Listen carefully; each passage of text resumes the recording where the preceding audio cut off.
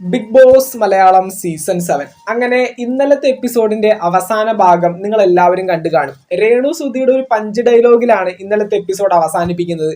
രേണു സുധി നമ്മുടെ പുഷ്പ 1 പുഷ്പ പറയുന്നത് പോലെ ഇങ്ങനെ താടിക്കിട്ട് ഇങ്ങനെ കാണിച്ചുകൊണ്ട് നമ്മുടെ രേണു സുധി ഫ്ലവർ അല്ലടാ ഫയർ ആടാ എന്ന് പറഞ്ഞിട്ട് രേണു സുധി അങ്ങനെ പറയുന്ന ഒരു ഡയലോഗിലാണ് ഇന്നലത്തെ എപ്പിസോഡ് അവസാനിപ്പിച്ചിരിക്കുന്നത്.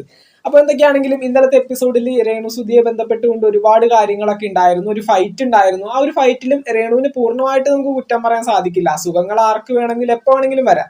അപ്പൊ എന്തൊക്കെയാണെങ്കിലും ഇന്നലത്തെ എപ്പിസോഡിലും രേണു പറയുന്ന ഒരു കാര്യമാണ്, എനിക്ക് എന്തായാലും ജനങ്ങൾക്കിടയിൽ വളരെ നല്ല പേരാ, എനിക്കിനി എന്ത് നോക്കാനാണ് ഇവിടെ എന്ന് പറഞ്ഞുകൊണ്ട് നല്ല രീതിയിൽ തന്നെ. കാരണം ഇനി ഇതിൽ കൂടുതലും മോശപ്പേര് ഒരാൾക്ക് കിട്ടാനില്ല.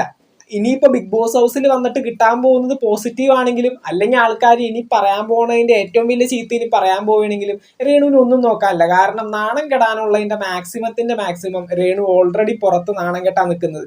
ഇനിയിപ്പോ ബിഗ് ബോസിൽ വന്ന് പോസിറ്റീവ് ആവണമെങ്കിൽ ആവട്ടെ, അല്ലെങ്കിൽ ഇങ്ങനെ തന്നെ അങ്ങ് പോട്ടെ എന്ന് വിചാരിച്ചുകൊണ്ട് രേണു മാക്സിമം കയറി ഗെയിം കളിക്കാൻ പോയിട്ടുണ്ടെങ്കിൽ മറ്റൊരു കണ്ടസ്റ്റന്റിനും അവിടെ കയറി പിടിച്ചു നിൽക്കാൻ സാധിക്കില്ല. അത് മറ്റുള്ള എല്ലാ കണ്ടസ്റ്റന്റ്സിനും പൂർണ്ണമായിട്ട് അറിയാം.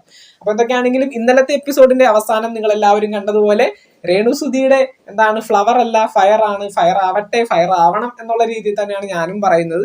എന്തായാലും നമുക്ക് നോക്കാം രേണു സുധി ഫ്ലവർ ആണോ ഫയർ ആണോ എന്തായാലും നമുക്ക് നോക്കാം. ബിഗ് ബോസ് മലയാളം സീസൺ 7 മറ്റൊരു ലൈവ് അപ്ഡേറ്റുമായിട്ട് നമുക്ക് വീണ്ടും കാണാം. താങ്ക്